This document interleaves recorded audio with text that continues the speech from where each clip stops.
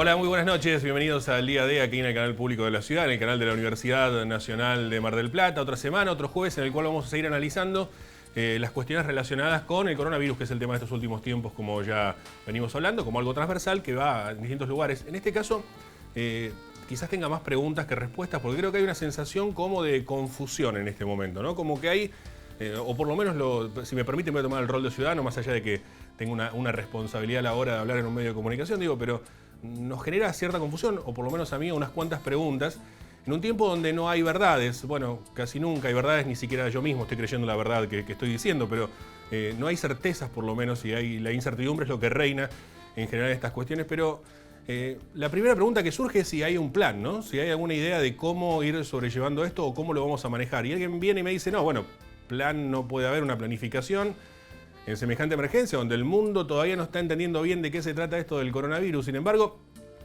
en ese marco vamos a ir viendo en el día a día, vamos a ir viendo cómo se van dando los casos. Lo hemos escuchado al propio intendente Guillermo Montenegro diciendo, bueno, si hay alguna situación de brote, volveremos para atrás. Sin embargo, uno ve que está el brote y se siguen abriendo cada vez más cosas. Y pregunto en el marco de la salud, hoy vamos a hablar de salud puntualmente, o por lo menos de la situación sanitaria, con el doctor Alejandro Ferro, un especialista en la temática, para que nos cuente y nos explique un poco más. Hay circulación, pero no hay transmisión. Que son apenas 50 focos que se han dado en la ciudad de Mar del Plata distintos. ¿Se puede hablar de transmisión comunitaria? No. ¿Cuándo? Y todavía no seguimos haciendo la misma pregunta con respecto a esto. Y uno ve, por ejemplo, le voy a mostrar una foto, si me permite el director Germán. Esa foto es de la reunión que mantuvieron el otro día el Consejo Económico que define la reapertura comercial, ¿no? Y está muy bien, ¿no? Pero ahí es donde se define que nosotros tenemos que tener distanciamiento social, que tenemos que cuidarnos más, que los protocolos que tienen que hacer los distintos comercios para abrir, ¿no? Y pareciera como que fue una reunión en febrero, marzo, ¿no? Distanciamiento social no se ve, y pareciera que el escudo es como una especie de, perdón, el barbijo es una especie de escudo, ¿no? Protector ante cualquier circunstancia. Digo, hay como un desconcierto en todo esto, ¿no? Hay como una situación que quizás debamos reanalizar. Y si hablamos de salud, puntualmente, que hoy vamos a hablar de salud, pregunto, digo, ¿cuál es la decisión sanitaria en abrir primero los bares antes que, por ejemplo, los gimnasios o los clubes? Digo, ¿dónde está la razón saludable o el fundamento saludable de esto? Bueno, ¿qué creo? Creo que hay una situación que se va desarrollando a medida que va pasando, ¿no? Veo también un secretario de Desarrollo Productivo, a Fernando Muro, a quien no es una cuestión personal, al contrario, lo respeto y demás, pero digo, lo veo muy contento en redes sociales. Es una ciudad donde tiene 50% de desocupación y la situación está cada vez más grave, ¿no? 50% de personas con problemas de trabajo, no de desocupación, ¿no? Digo, hay muchas cosas que se van dando en este marco de la pandemia que todavía no están claras y no veo un plan, ¿no? La pregunta es, ¿hay un plan en todo esto? Porque sería mejor decir, bueno, miren, vamos a hacer como Bolsonaro, vamos a abrir todo, vamos a dejar todo abierto, que circule todo el mundo, que sea una vía normal, hasta que lleguemos al 60% de las camas. Ahí volvemos a fase 1, bajamos la curva y vemos y reabrimos. No, lo que hay es una negación, pareciera, ¿no? Digo, en este marco de que tampoco tengo la verdad y lo vamos a averiguar con especialistas, ¿no? Hay como una especie de negación de la transmisión comunitaria, hay como una especie de situación de, no, son apenas 47 focos distintos, ¿no? Son como pequeños foquitos bien localizados. Con tantos foquitos ya llenamos el árbol de Navidad y prácticamente no decoramos la casa con luces. Pero bueno, la verdad que suena extraño, por lo menos del desconocimiento, y por eso vamos a hablar de eso en el programa del día de hoy, la forma en la que el gobierno municipal está trabajando con este tema. Quizás esté en un error esto que estoy diciendo, pero sin embargo, lo que pareciera a priori es, por ejemplo, lo que ocurre con los partes o las ampliaciones. Ampliaciones del parte aparecen, hay 4 personas contagiadas del hospital. ¿Cuál de los hospitales de Mar del Plata? Digo, no, aparecen pocas precisiones con respecto a la información que se da en un parte y en una ampliación, una vez por día. Las conferencias de prensa dicen poco. Digo, hay mucha confusión, creo, en este momento, y sería bueno que de una vez por todas se aclare y se empiece a poner más claro, por lo menos para la mayoría de la sociedad, cuál es el rumbo que se va a tomar con esto. Vamos a ver los auspiciantes y hablamos con el doctor Ferro.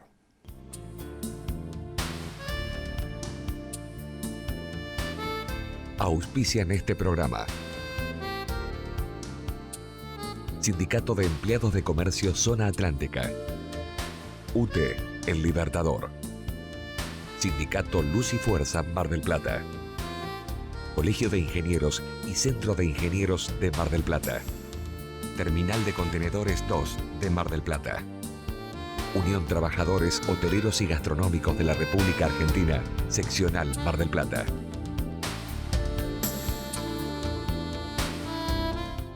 Y como lo anticipaba ya en el comienzo del programa, vamos a hablar con el doctor Alejandro Ferro, quien fuera secretario de Salud, además es especialista en estos temas. Doctor Ferro, ¿cómo le va? Buenas noches, gracias por atendernos.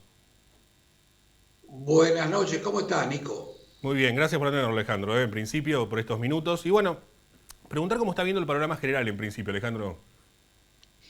Mira, en primer lugar quiero que ya el programa pudiera finalizar porque la introducción que hiciste vos es absolutamente completa, le pongo la firma y se terminó la entrevista, porque realmente hiciste una descripción perfecta de todo lo que está pasando y también de mis inquietudes, que son las tuyas y son las de las y muchas otras personas. Entonces, habiendo dicho esto, yo creo que ha habido errores conceptuales graves, no solamente en la ciudad de Mar del Plata. Para que tu audiencia tenga idea, la Organización Mundial de la Salud negó la pandemia hasta tanto le explotó en las manos.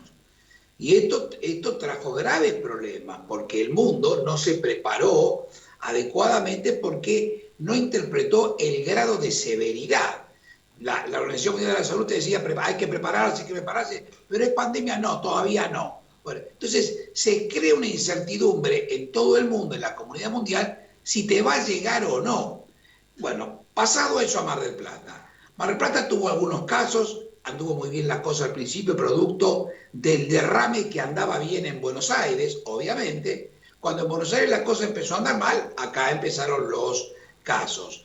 Cada día más, como bien vos dijiste. Y lo interesante es lo que vos dijiste, cuando hay muchos focos, en realidad cada foco, y lo que hubo hasta ahora, hasta hace ya unos días, y yo lo vengo advirtiendo en mi red, en mi Twitter, y además con artículos escritos, etcétera, que es muy difícil cuando empieza a haber lo que se llama transmisión en conglomerados, que son pequeños racimitos o pequeñas manchas de aceite que van creciendo, como uno ve arriba de un caldo las manchitas de aceite, y a veces las manchitas de aceite se juntan todas. Entonces, el límite de cuando las manchitas crecen y se juntan es muy difícil de predecir. Ahora bien, vos decís, bueno, entonces, doctor, usted me dice que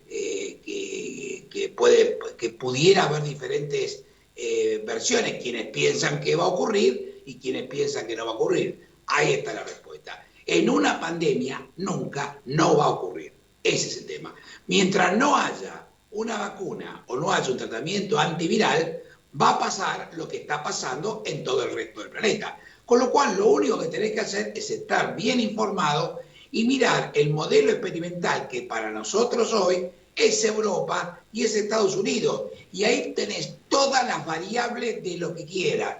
Abrí poco, abrí mucho, abrí rápido, cerré del todo, abrí de vuelta, me trepó un poco, me volví al basal, no volví al basal. Te puedo nombrar cada ciudad o algunas ciudades del mundo qué hicieron y cómo le fue. Entonces, vos tenés que ver de eso, porque yo no entiendo por qué la pandemia se va a agotar sola por sí mismo en la ruta 2. No, la verdad que no lo entiendo. Entonces creo que eso fue un error grave, porque se pierde mucho tiempo en pensar que Mar del Plata va a ser como una enfermedad venérea que no te va a afectar. A nosotros no nos va a afectar. No te va a afectar si te cuidas, usas preservativo y haces todas las cosas bien. Si no, te va a afectar como cualquier otro, porque es una enfermedad, en este caso una enfermedad pandémica, que simplemente significa que ninguno de nosotros tiene, igual que cuando fue la H1N1, tiene anticuerpos para el virus, con lo cual el virus va de uno en uno, hasta agrandando esas manchas de aceite y ver lo que está pasando en la ciudad de Buenos Aires. Para finalizar, la subsecretaria de Provincia de Nación le dijo claramente ayer que acá ya no había más transmisión en conglomerados, sino había transmisión local sostenida. Entonces, ¿a quién le creo? Vos me decís. Yo le creo a la peor hipótesis en una pandemia. No te podés quedar con la mejor hipótesis, porque la mejor hipótesis, ¿qué significa? Menos preocupación, menos testeo, más aperturas, tiene un montón de connotaciones, no es una palabrita, tiene un montón de connotaciones que hacen que se empleen conductas distintas. Seguramente. Doctor, pregunto en todo esto, ¿puede haber 47 focos? Leí el otro día un artículo periodístico, ¿no? Estos son los 47 focos que tiene Mar del Plata. Digo, ¿puede haber 47 focos sin que haya transmisión comunitaria? Pero por eso yo no prefiero no criticar, viste, yo lo que doy es mi opinión y lo que la vengo dando y soy consistente con esto. Yo creo que pudiera haber 47 o 470. La verdad que no tengo idea. ¿Por qué? Porque el testeo que se está haciendo es muy escaso. Yo te voy a dar un ejemplo, Nicolás. El peor lugar del planeta, el infierno del planeta, fue el estado de Nueva York. No te estoy hablando de norte de África, el estado de Nueva York. Llegaron a tener 1.500 muertos por día. Todos vimos las fosas comunes en Nueva York. Camiones refrigerando cadáveres en las calles, uno al lado del otro. Esto lo vi yo, lo viste vos, lo vimos todos. Pero parece que tenemos como una negación en vez de esto. Ahora bien, el gobernador Cuomo, que es un excelente gobernador de ese estado, trabajando terriblemente y contra el gobierno federal de los Estados Unidos, logró bajar la curva y volver a niveles basales. Esta es una palabra muy importante. Hoy tienen 6 o 7 muertos por día, con lo cual está muy bien. ¿Sabés cuántos test hacen por día hoy? 70.000. ¿Sabés qué porcentaje tienen de positividad? 1%. ¿Qué quiere decir? Que el 99%, 99 y algo por ciento, en teoría sería al cohete. Entonces me decís, ¿pero por qué hacen esto? Porque no quieren tener la segunda ola. Entonces, el tema de los testeos es crucial. Y no solamente el número, sino lo que te acabo de decir, el porcentaje de positividad. Porque entonces vos, esa es una herramienta, y no las camas de terapia intensiva, porque las camas de terapia intensiva o las muertes te hablan del pasado, en lo que el virus hizo hace 3 semanas y la muerte hace 4 o 5 semanas. Entonces, fíjate vos, esta querida enfermera que falleció ayer, esta enfermera tuvo una internación muy prolongada en el hospital, con mucha gravedad. Bueno, después lamentablemente falleció, pero los enfermos de coronavirus en respiradores pueden demorar un tiempo enorme, con lo cual, si vos contás las muertes, estás contando a alguien que a lo mejor se infectó hace un mes. Lo que el virus hace hoy, te vas a enterar dentro de 3 semanas. Entonces, si vos no crees que en 3 semanas podés estar mucho peor, y al revés, vos creés que la Santa Cruz te va a evitar, como una especie de magia del medio, una oscuridad del medioevo, te va a prevenir que la ciudad, una ciudad de más de 650.000 habitantes, no se comporte como otras, estás mirando otra película. Con todo respeto, se lo he dicho a las autoridades, le he enviado tweets directos al intendente, lo publiqué en el matutino con un punteo de lo que yo creía que había que hacer. Bueno, lamentablemente la cosa ahora está cambiando de color. Y no sé cuál es, si me preguntaste, que es la pregunta inicial de tu programa, ¿cuál es el plan? Yo no sé cuál es, porque la verdad que no lo sabemos. Porque si vos crees que todo va a andar bien y seguís abriendo por presiones, que se entienda que yo no estoy en contra de las aperturas. Por el contrario, Tony Fauci, el infectólogo más importante que tiene hoy el planeta, vivo, que tiene 77 años y se ha peleado con Trump en Estados Unidos, recomienda abrir e ir normalizando, pero con los manómetros. Vos tenés que tener los relojitos que te digan específicamente cuál es el impacto que cada cosa tiene que vos hacés. Entonces, ¿y ese impacto cuál es? Perdón, ¿y cómo se mide ese impacto? Fundamentalmente con testeos, muchos testeos en forma, ni hablar de pacientes sintomáticos. Así tengas un resfrío. Hoy un resfrío puede ser un caso leve de coronavirus. Entonces, si se te escapa ese, ¿me entendés? Ese te contagia exponencialmente a 2 o 3 más. Y así sigue habiendo, como vos decís, lucecitas en el...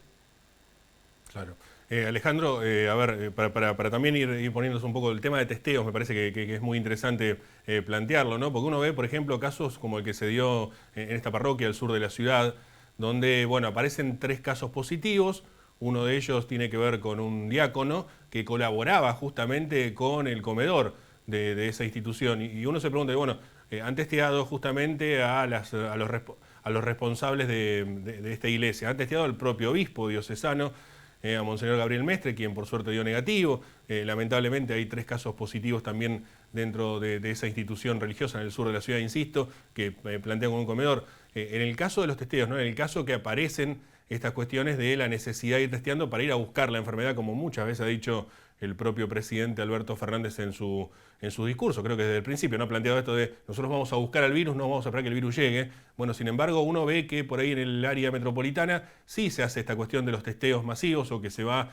a los distintos barrios para tratar de buscar o de encontrar algún tipo de síntoma o algún testeo positivo que permita aislar directamente a esas personas y asistirla para su recuperación.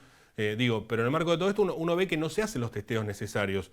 Podríamos, ya un poco hipotetizando, ¿no?, sobre estas circunstancias, de si se hiciesen más testeos en el marco de todo esto, podríamos plantear, Alejandro, y poniendo este caso de la Iglesia del Sur de Mar del Plata como un ejemplo, podríamos, Alejandro, plantear que si se hacen más testeos es porque podría haber más casos.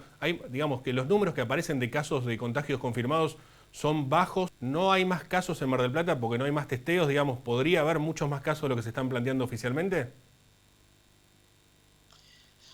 Bueno, eso es lo que estamos diciendo. Por eso es tan importante el porcentaje de positividad.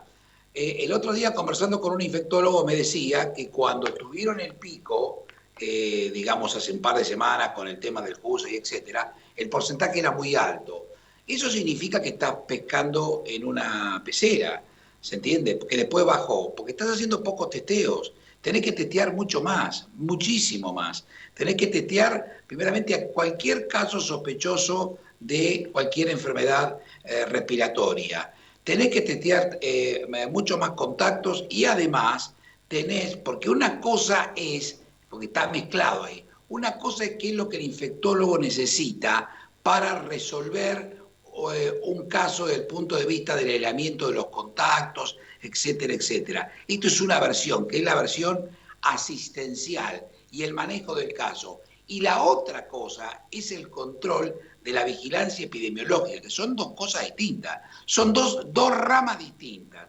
Entonces, vos tenés que tener montado como tiene nuestro amigo Conrado Murdoca, tiene toda la ciudad envuelta en larvitrampas para decirte cuándo llega el Aedes aegypti, no para ver cuándo contamos los casos de dengue o de fiebre amarilla, sino él cuenta y te dice cuando llega el vector, porque cuando llega el vector, que es el mosquito, vos ya tenés que estar preparado para que en cualquier momento pase. Eso es hacer una cosa con vigilancia de alguna manera activa. Y acá tenés que estar muy encima de cualquier sintomático, por supuesto, de los contactos por razones epidemiológicas, incentivar los testeos.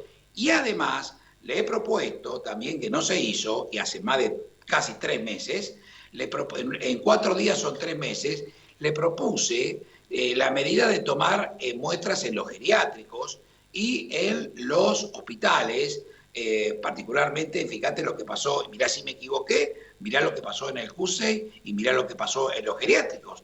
Y vos me decís, pero yo que simplemente miro lo que me informo adecuadamente, en la información médica y en la información de qué es lo que está pasando en el mundo. Porque si vemos qué pasó en el resto del mundo, particularmente en Europa, lo de los geriátricos y la muerte en hogares de personas mayores fue desesperante, esa es la palabra. Entonces, ¿por qué? Porque, bueno, yo entiendo que Europa puede haber cometido errores porque, como dijo alguna autoridad, lo sorprendió el virus. Está bien, pero a nosotros no nos puede sorprender el virus cuando además tenemos ya no los ejemplos de Europa, de Estados Unidos, sino también los ejemplos de Latinoamérica. Cuando vos abrís todo sin la manometría adecuada, minimizás el distanciamiento social, minimizás el uso del barbijo, te pasa lo que le está pasando ahora a Brasil, que es una situación realmente espantosa.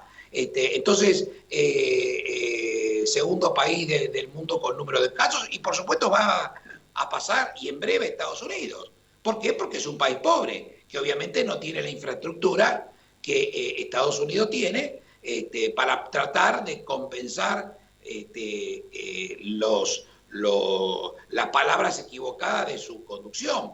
Y particularmente vos me decís, y esto es importante, es esencial. ¿Cómo los ciudadanos? Ahora está la estadística de que luego de que Trump se puso un barbijo, hay más personas usando el barbijo. Pero vos, una persona que ve un rato de televisión por día, dice, pero si el presidente, a quien voté, ponele, dice, no usa el barbijo, ¿por qué lo voy a usar yo? Él no sirve para nada. Y así, con mala información, con mensajes contradictorios, enfrentando la producción con la salud, cosas que no tienen nada que ver.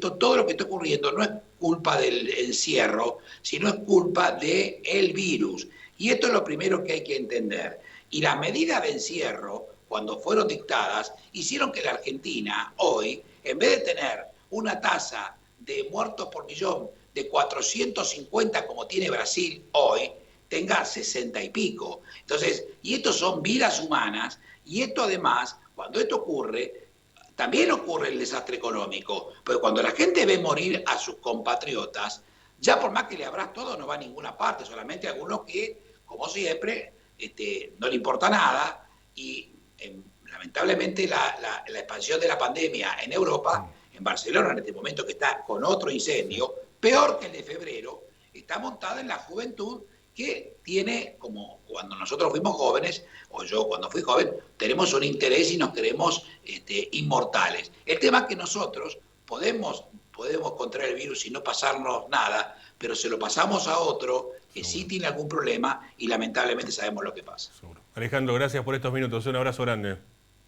Un abrazo para ustedes. El doctor Alejandro Ferro, médico especialista, secretario de Salud, un hombre que, además de ser especialista en estos temas, digamos, médico infectólogo, digo, además de eso, fue secretario de Salud, también conoce un poco bastante, ¿no?, de la situación de las decisiones políticas y las cuestiones relacionadas con el Estado. Vamos a una pausa, quédese que ya volvemos. Unión Trabajadores del Turismo, Hoteleros y Gastronómicos de la República Argentina, Seccional Mar del Plata, San Luis 2548. Viajar en colectivo te conviene. Ahora tenés una respuesta inmediata a todas tus consultas. La nueva línea gratuita de atención al usuario, 0800-333-0701. Viaja asegurado, viaja tranquilo. Subite a los colectivos de Mar del Plata.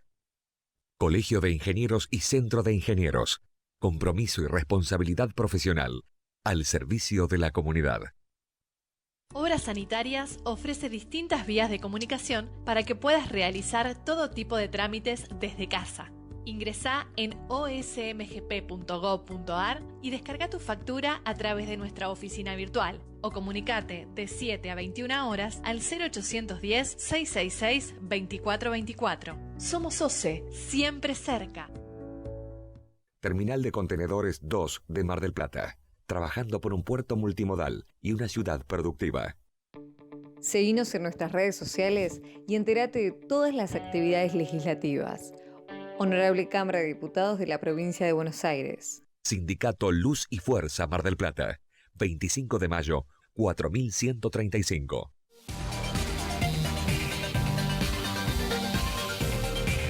Folletos, afiches, formularios continuos, libros, revistas, periódicos, impresos comerciales y sociales. Tenés que imprimir Del Plata, la imprenta. Tradición gráfica marplatense.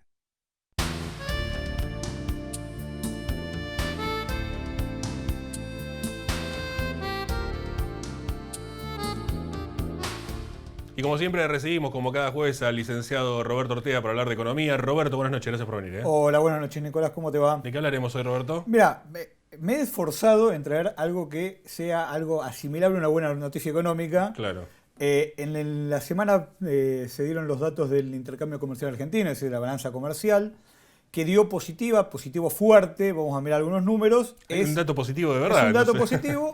Que hay que mirarlo con detalle para ver de que, a ver, dentro de esa positividad tiene algunos problemitas que... Hay letra chica. Bueno, ¿qué pasó? A ver, veamos. Esperen. En una de las placas. Las exportaciones fueron de 27.500 millones, más o menos, y cayeron un 11%. Las importaciones fueron de casi 20.000 millones, pero cayeron un 23%. Esa caída muy abrupta de importaciones respecto a la caída de exportaciones hizo que mejore la balanza comercial argentina en un 43%, que son más o menos 8.000 millones de dólares. En un contexto donde la Argentina necesita de hacerse de dólares, que el intercambio comercial, es el cuánto entran por exportaciones en dólares, menos cuánto sale por importaciones en dólares, es una buena noticia per se. Claro. ¿Qué es el detalle que hay que mirar? Claro, ¿por qué está dado esto, no? Claro, ¿qué es el detalle que hay que mirar? El detalle que hay que mirar es que las exportaciones cayeron abruptamente desde agosto, como se veía en ese gráfico, después de la devaluación, por el encarecimiento de la Argentina, porque el tipo de cambio está alto, pero también por la recesión. En la Argentina, una de las cuestiones importantes que miden las exportaciones es el nivel de actividad. Porque cuando la actividad en la Argentina crece, crecen los insumos importados, y cuando crecen los insumos importados, digamos, se deteriora la balanza comercial, y ese es un problema histórico de la Argentina. Y en este momento, a pesar de que es bueno desde el punto de vista de que van a quedar dólares en la Argentina, la pata mala es que está atada a una cuestión de actividad, que la actividad está muy baja y entonces terminamos teniendo muy pocas importaciones. Cuando empiece a mejorar la economía, que, a ver, por rebote nada más va a tener que mejorar en el segundo semestre, un año que viene, esa situación se va a invertir y probablemente empecemos a tener de vuelta problemas en la balanza de pagos. Pero la noticia buena es que una de las consecuencias de todo lo negativo que está pasando es que estamos teniendo más ingreso de dólares vía la diferencia de la balanza comercial. Perfecto, bueno, esperemos que esto nos ayude a dar un empujón, por lo menos tener más dólares por lo pronto, ¿no? Por lo menos va a ayudar para que tener un tipo de cambio un poquito más estable. Te esforzaste por conseguir una buena noticia. El vaso hemos medio lleno, ¿no? Buscado durante toda la semana y lo hemos logrado. Gracias, Roberto. No, por favor. El licenciado Roberto Ortega y la economía. Nosotros no tenemos más tiempo. Si les parece, nos reencontraremos el próximo jueves aquí a las 22 en el canal público de la ciudad, en el canal de la Universidad Nacional de Mar del Plata. Tengan una muy buena noche. Gracias por acompañarnos y será hasta la próxima. Chau.